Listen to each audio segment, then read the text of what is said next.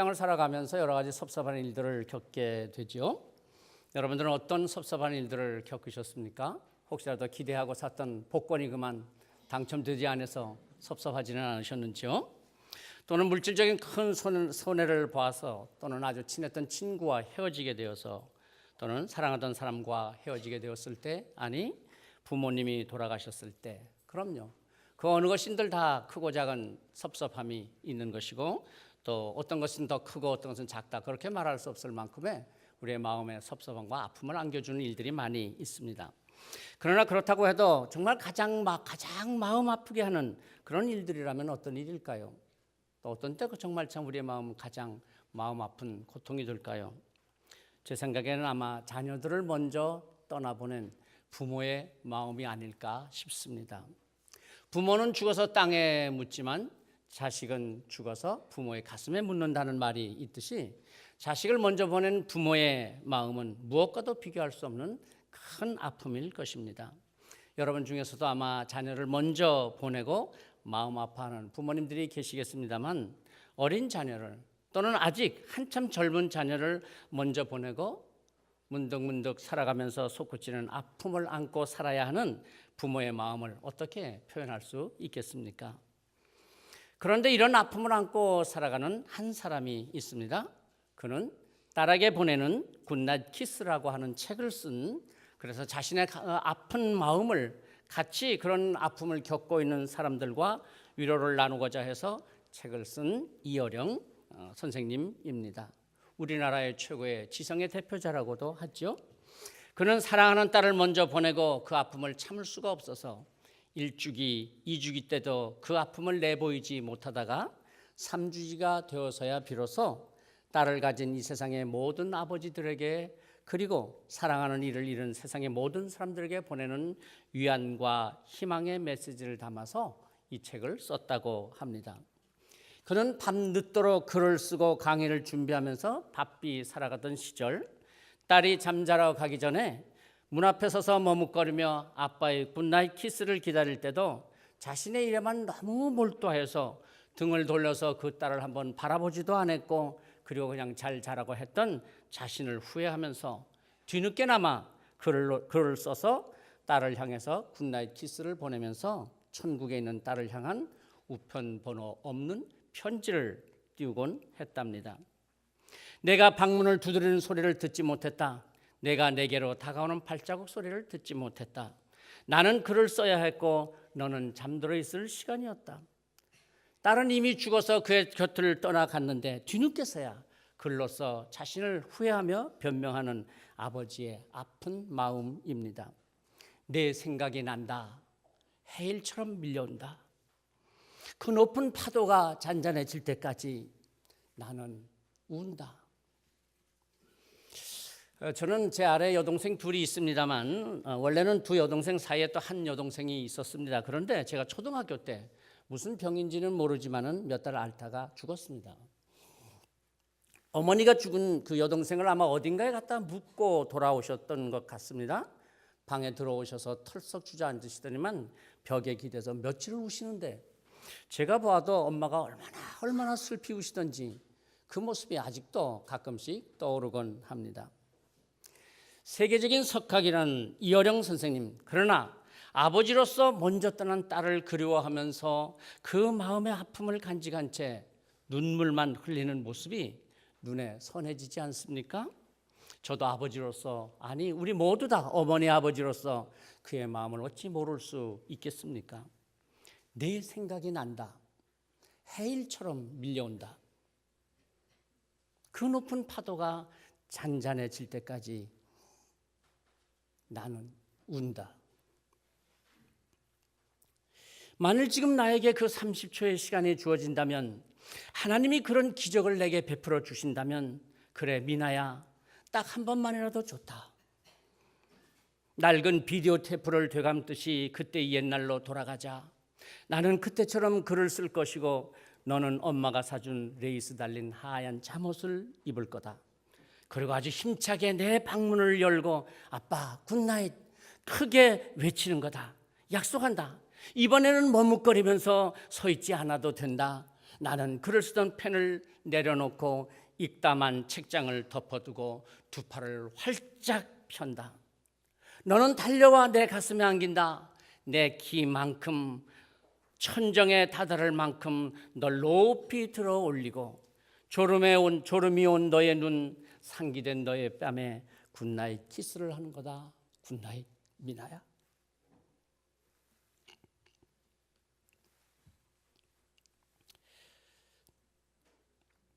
글쎄요, 이어령 선생님이 얼마나 더 사실지는 모르지만 그가 그의 삶을 다하기까지 그의 이 무거운 짐에서 벗어날 수 있을까요? 그 아픈 마음의 상처를 누가 무엇으로 치유해 줄 수 있을까요?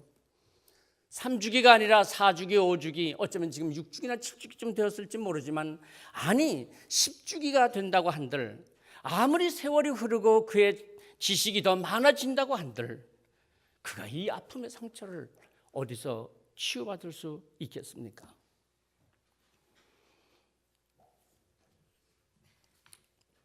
사람은 누구나 다 가끔은 과거로 돌아가서 다시 삶을 시작하고 싶은 시간 여행을 꿈꿉니다. 그러나 인생에게도, 어떤 인생에게도 결코 과거로의 시간 여행은 허락되어 있지 않습니다. 그러기에 지난 날에 대한 후회와 오늘의 아픔을 마음에 묻어둔 채로 또다시 수고와 아픔의 그 무거운 짐을 지고 살아가야 하는 우리의 삶입니다. 저는 목사로서 이렇게 주일마다 성도 여러분들 앞에서 하나님의 말씀을 전하면서 살아온 지 벌써 40년이 된 것 같습니다. 말씀을 준비하며 매주 기도합니다. 하나님, 저의 무능한 입술에 하나님의 말씀을 맡겨두지만 마시고 성령님께서 성도들의 마음에 직접 역사하셔서 그 지난 한 주간 세상에 살면서 짊어진 모든 무거운 짐들을 주님께 다 내려놓고 주님의 그 치유하시는 능력을 체험하는 이 예배의 시간이 되게 하여 주옵소서. 사랑하는 성도 여러분, 어떻습니까? 여러분 예배 시간마다 말씀을 들으시면서 여러분의 인생의 무거운 짐을 내려놓아 주시는 하나님의 은혜를 체험하셨습니까? 도통 그 말씀 들어가지고는 체험이 안 되더라고 그러시는 표정 같으시네요. 그래요. 그래서 저는 또 사실은 그게 저에게 무거운 짐이 됩니다. 이렇게 하나님의 말씀을 전하는데 도대체 여러분의 무거운 짐을 내려놓지 못하시니 어떻게 하면 여러분이 그 무거운 짐을 내려놓게 할 수 있을까? 제게는 너무나 큰 무거운 짐입니다. 이 땅을 살아가는 사람들이라면 늙은 사람이나 젊은 사람이나 또는 지식인이나 무식한 사람이나 건강하거나 병들거나 크고 작은 이런 인생의 짐에서 벗어날 수 없습니다. 저마다 다 자기의 무거운 짐을 지고 힘겹게 살아가는 삶입니다. 그런데 이어령 선생님이 딸이 떠나면서 남긴 그의 믿음, 딸이 가르쳐준 신앙, 인생은 지성으로만 사는 삶이 아니라 영성으로 믿음으로 살아야 한다는 것을 깨닫고 예수님께 돌아와서 인생의 짐을 내려놓았습니다.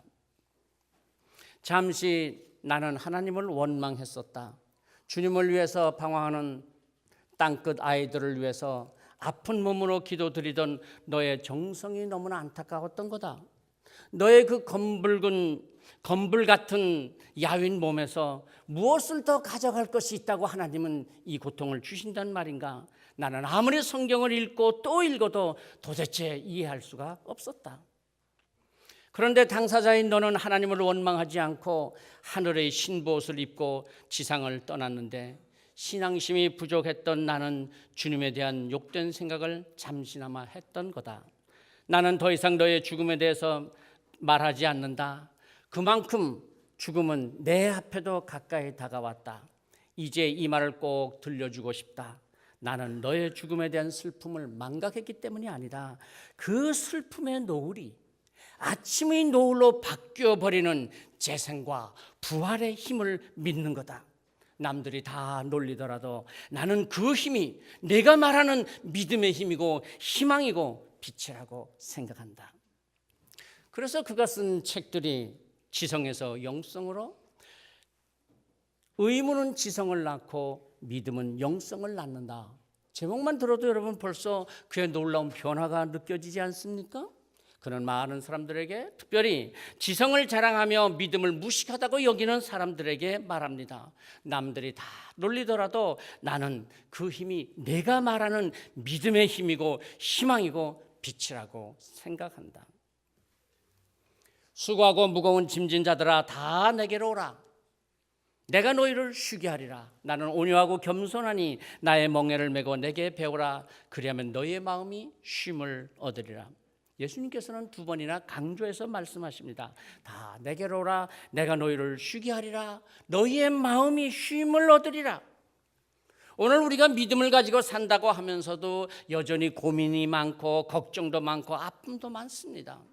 돌이킬 수 없는 회한의 눈물을 삼키면서 하루하루를 살기도 합니다.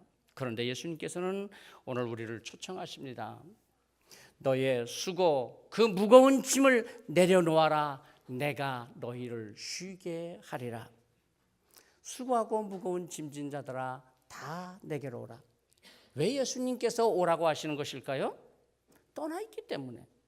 예수님을 떠나 있기 때문이라는 것입니다. 떠나지 않은 사람은 뭐하러 오라 그러겠습니까?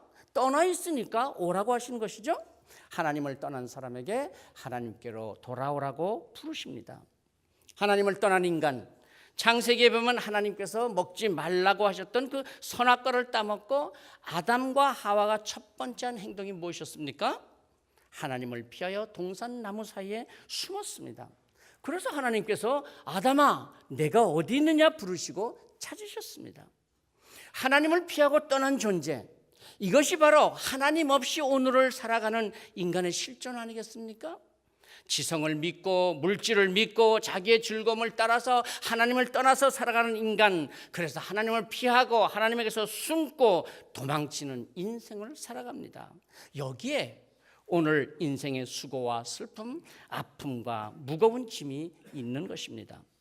에덴 동산, 여러분도 아시는 것처럼 에덴의 뜻이 기쁨과 즐거움 아닙니까?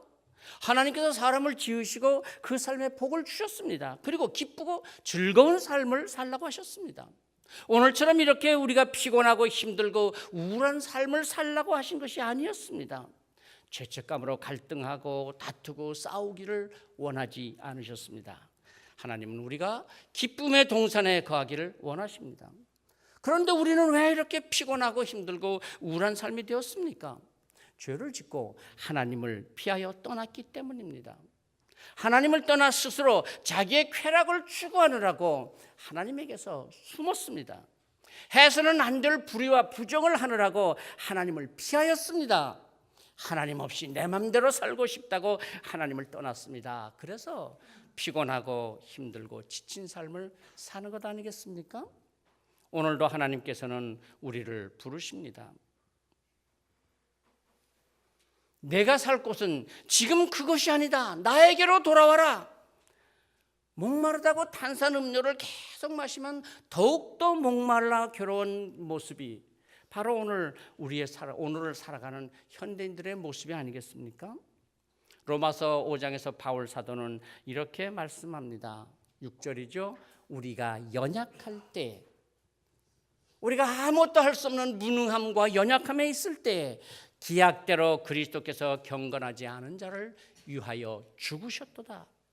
8절에서 이렇게 말씀하죠. 우리가 아직 죄인 되었을 때, 우리의 죄로 인해서 괴로워하고 죄책감으로 어찌할 바를 몰라서 살아가는 그때에, 우리가 아직 죄인 되었을 때 그리스도께서 우리를 위하여 죽으심으로 하나님께서 우리에 대한 자기의 사랑을 확증하셨느니라.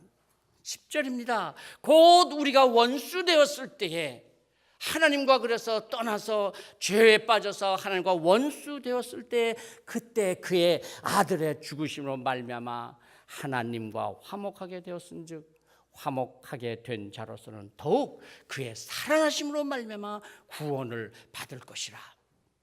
하나님께서 우리를 부르시며 우리의 수고하고 무거운 짐을 내려놓아 주시느라고 그 아들 독생자를 대신 십자가에서 죽이셨던 것입니다. 그러기에 예수 그리스도의 십자가는 하나님과 우리와의 관계를 회복하게 하시는 사랑의 방법, 사랑의 도구였던 것입니다. 그런데 사람들이 이걸 잘 안 믿어요. 그러니 얼마나 답답합니까? 우리가 그동안 지역 방문을 하고 지역 전도를 하면서 초청장을 나눠주지만은 잘 안 와요. 오늘 오신 분들 빼놓고 말입니다. 우리의 자녀들도 그렇게 설명을 해도 얘들 말을 안 들어요. 우리가 초청해도 안 와요. 아이고, 오늘 오신 분들은 너무나 감사합니다. 고맙습니다. 그리고 그냥 따지려고만 합니다. 이해가 되지 않는다. 그게 말이나 되냐? 홍해가 어떻게 갈라지냐 말이야. 죽은 나사로가 어떻게 살아나냐? 그럽니다. 그러나 우리는 홍해가 어떻게 갈라지느냐를 따지는 것이 아닙니다. 홍해가 갈라지는 기쁨을 나의 삶 속에서 맛봅니다. 죽은 나사로가 살아나는 은혜를 나의 삶 속에서 체험합니다. 그래서 피곤한 삶이지만 힘을 얻고 우울한 우리의 현실이지만 하나님이 주시는 기쁨으로 살아갑니다. 이게 믿음의 삶입니다.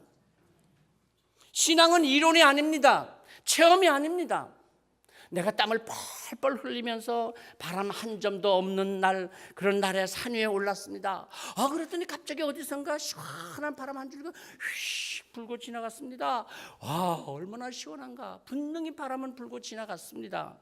그런데 늦게 올라온 친구가 너무 더워하길래 좀만 기다려봐, 시원한 바람이 불 거야. 안 믿습니다. 그거 어떻게 이해하겠습니까? 이렇게 바람 한 점 없는데 어디서 바람이 불겠느냐? 그런데 좀 있다가 정말 바람이 한 줄기 휙 불고 갑니다. 그도 시원한 바람을 맞고 시원한 경험을 합니다. 시원하다. 바람이 분다는 것을 알게 될 것입니다. 나는 분명히 시원함을 느꼈지만 증명이 안 되는 겁니다. 설명이 안 됩니다. 그러기에 신앙은 이론이 아니라 사건입니다. 분명히 내 삶의 변화가 일어나고 내 안에 역사하시는 하나님의 능력을 체험하는 것입니다. 수고하고 무거운 짐진 자들아, 다 내게로 오라. 내가 너희를 쉬게 하리라. 나는 마음이 온유하고 겸손하니 나의 멍에를 메고 내게 배우라. 그러면 너의 마음이 쉼을 얻으리라. 오늘 우리의 초청을 받고 함께해 주신 여러분, 또한 우리 성도님들 여러분, 우리 모두 예수 그리스도 안에서 참 쉼을 얻고 참 평안을 얻는 삶이 되시기를 성부와 성자와 성령의 이름으로 축복합니다. 주 날개 및 내가 편안히시네. 밤 깊고 비바람 불어쳐도 아버지께서 날 지켜주시니 거기서 평안히 쉬리로다. 주 날개 및 평안하다. 그 사랑 끊을 자 누뇨. 주 날개 및 내 쉬는 영혼 영원히 거기서 살리. 주님의 사랑을, 주님의 부르심을 감사하며 함께 찬송 부르십시다.